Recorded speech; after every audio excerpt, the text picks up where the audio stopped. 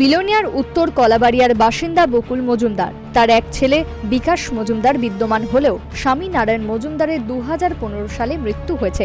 স্বামীর মৃত্যুর পর সহজ সরল লেখাপড়া না জানা ওই বকুল মজুমদার মৃত স্বামী নারায়ণ মজুমদারের ডেথ সার্টিফিকেট সংশ্লিষ্ট উত্তর কলাবাড়িয়ার রেশন ডিলার বকুল মজুমদারের কাছে জমাও দেন, কিন্তু পর্যাপ্ত ব্যবস্থা গ্রহণ না করায় মৃত নারায়ণ মজুমদারের নামটি রেশন কার্ড থেকে বাদ পড়েনি। কিন্তু ওই মৃত নারায়ণ মজুমদারের নামে বরাদ্দ 5 কেজি করে চাল বিগত 4 বছর যাবৎ ওই রেশন ডিলার বকুল মজুমদার সরাসরি গিলে খাচ্ছেন বলে অভিযোগ। আরও কি সাংঘাতিক বিষয়, ওই গ্রাহক মহিলাকে বিগত 4 বছর যাবৎ প্রতি মাসে 10 কেজি করে চাল প্রদান করে কার্ডে 15 কেজি করে এন্ট্রি করেছেন রেশন ডিলার।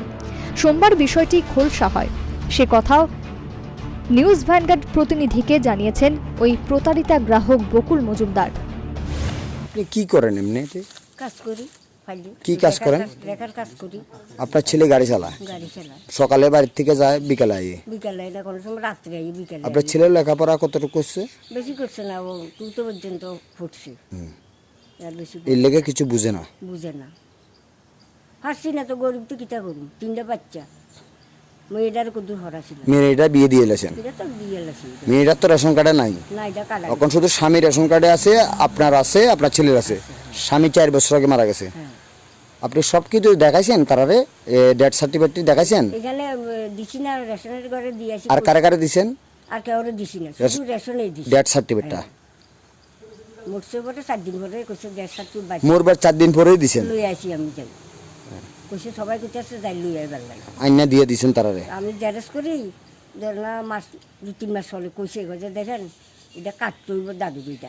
এটা কাটছিল কইছিল তারা? না কয় না, আমার দেন জেরেস করি, আমি কাট মূল্য যে আমি সবসময় বিল নিয়ে যাই, আমি ফুডের সুতো কাটাই আনি। এটা কইছিল অনেক, এটা 4 বছর আগের কথা? হ্যাঁ কইছে। তখন দেখি যে কাটাই না, ভিতরে ভিতরে দেখি যে 15 কেজি লাগে। আমি বালুয়ারি স্কুলে যে আসলে সেন্সারে, তখন কইছে যে বাতা দিবা নিয়ে যারা ইয়া করব, তারপরে রেশন কার্ড নিচ্ছি। তখন আমার তারা গেছে। এদিকে ওই গ্রাহক বকুল মজুমদারের দেওর পুত্র বিষয়টি মোবাইলের ক্যামেরা বন্দী করায় নাকি রেশন ডিলার ও তার ছেলে এবং তাদের সাকরেদরা তাকে মারধর করে এবং তার মোবাইলটি ছিনিয়ে নিয়েছে।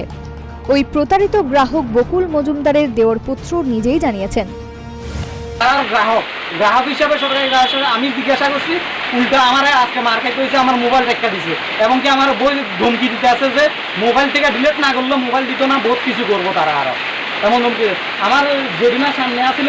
এরপরে মা বাড়ির থেকে গেছে, মার সঙ্গে অনেক ঝগড়াঝাটি করছে, মার কাছে বলতে আছে যে আগে ডিলেট করলে এরপরে দিবে।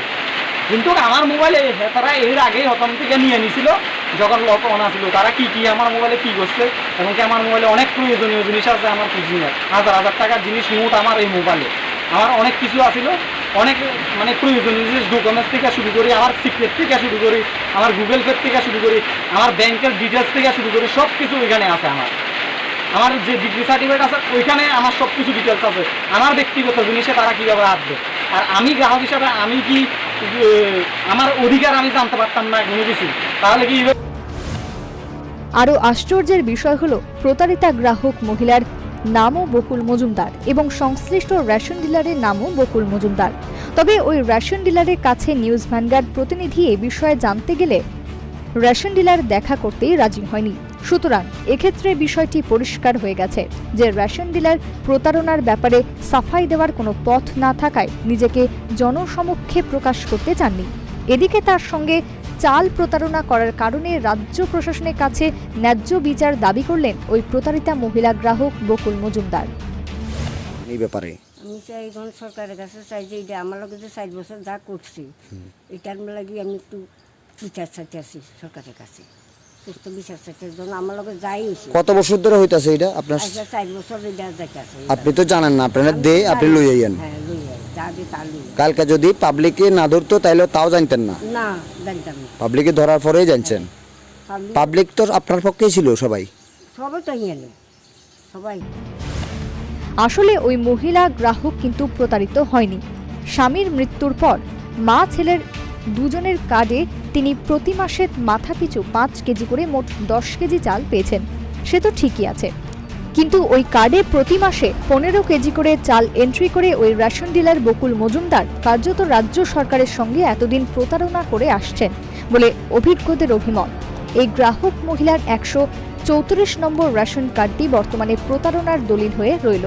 সংশ্লিষ্ট দপ্তর যদি এই বিষয়ে সঠিক তদন্ত করে তবে এই চাল প্রতারণার রহস্য সহজেই উদ্ঘাটন হবে বলে বিশেষজ্ঞদের অভিমত। এদিকে ওই গ্রাহক মহিলার দেওরপুত্র মোবাইল ফোনটি মীমাংসা সূত্রে ফিরে পেয়েছেন বলে খবর পাওয়া গেছে। Bureau report, news vanguard.